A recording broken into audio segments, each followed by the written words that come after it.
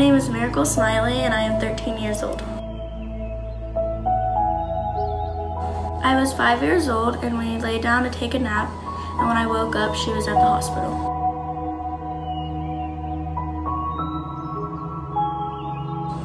My mom just told me they would be taking out her bad organs and replacing them for new ones.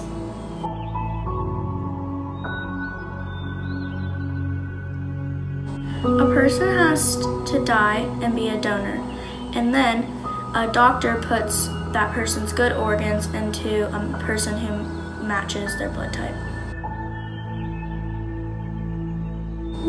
I get to spend less time with her, and when I go to sleep at night, I worry that she's not going to be there when I wake up in the morning. I talk about my thoughts with a counselor or a trusted adult, and I trust in God. Remember that God has a plan for your parent, and even if things do go wrong, it will be okay. I would recommend talking to a trusted adult or even a counselor.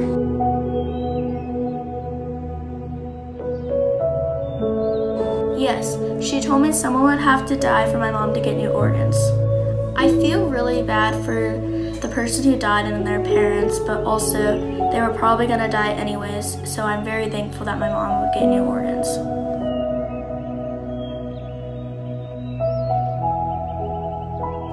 To pray for her and my family, and I will be staying with my stepdad and my grandma. I really like knowing because it would be very confusing for me if I didn't know. I am definitely less nervous knowing. Do a lot of extra activities like sports or after-school programs to get your mind off things. It helps me a lot to ride horses.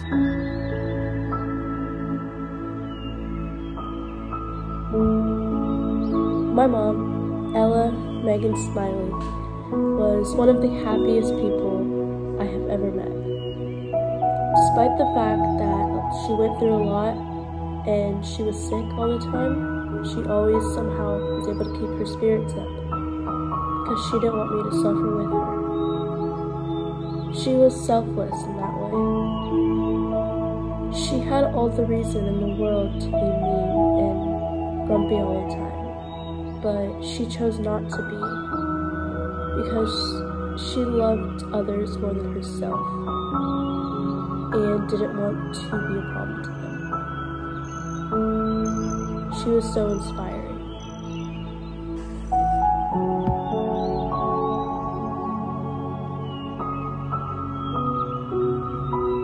My mom went through a lot as a child.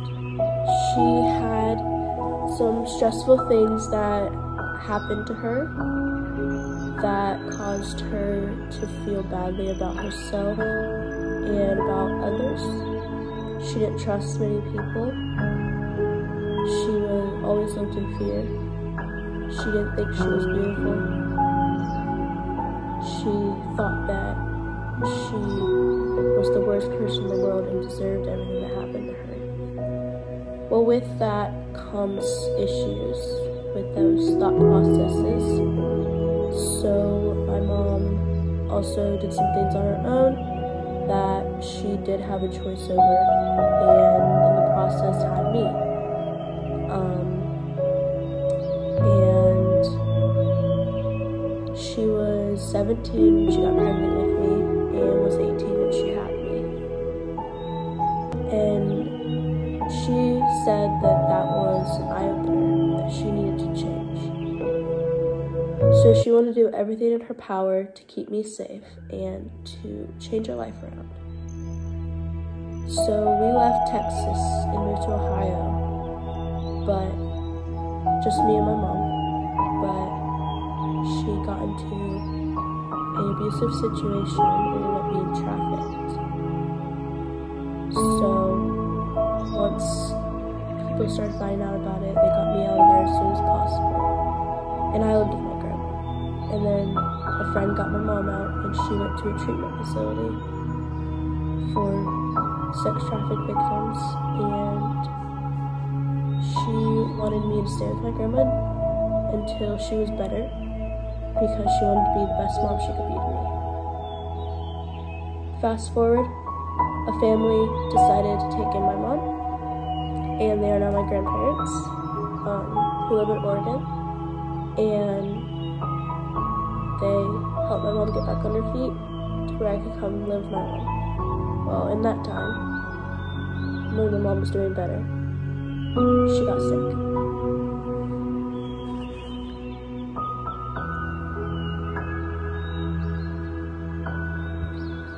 On the way through my mom's life, she had a lot of friends. She met a lot of people. She helped a lot of people. She impacted a lot of people. If you're watching this video and you're one of these people, she wants you to know that you are also a part of her story. Her story is so much bigger than me. It's so much bigger than all of us. God used her for more than we even see now that she's gone. Behind the scenes, it wasn't a hopeless situation. As much as I wanted to tell God, well, why did you make her suffer for 10 years? And then just eventually let her go. What was the point of that? I still don't know what the point of that was. But maybe I'm not meant to know why. Because I don't see the bigger picture. I'm only looking in from the sidelines. We all are only looking in from the sidelines. She loved us, and we loved her. And our lives are forever changed because of my mom. But yeah. She loved you, and she loved me, and she loved everyone. She was selfless.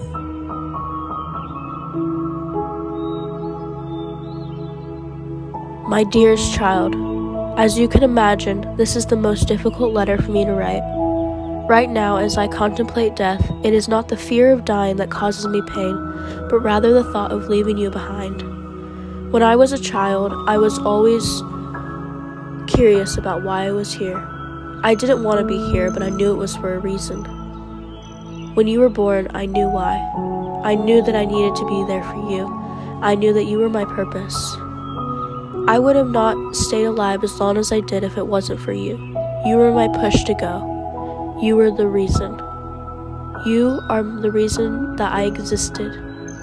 And you are my purpose. And now that my purpose is finished, it is time for me to go. Every year, every day, every moment is a gift. I have been blessed with many wonderful memories that bring a smile to my face or tears of happiness to my eyes. I have also struggled and suffered, and I remember those times as well. In the end, the struggle has helped form the person that I am. You are the reason I am the person I am. As I think about my own death and my own life, I keep coming back to that mathematical equation about love. The pleasure of knowing and giving love is what really matters on earth, and I feel content. I have felt love, and I continue to feel love every moment of every day. Although I will miss you greatly, I believe that someday we will be together again. On that day, I will look into those sweet eyes and thank you once again for bringing me joy. So until that day, goodbye. I love you, Mom.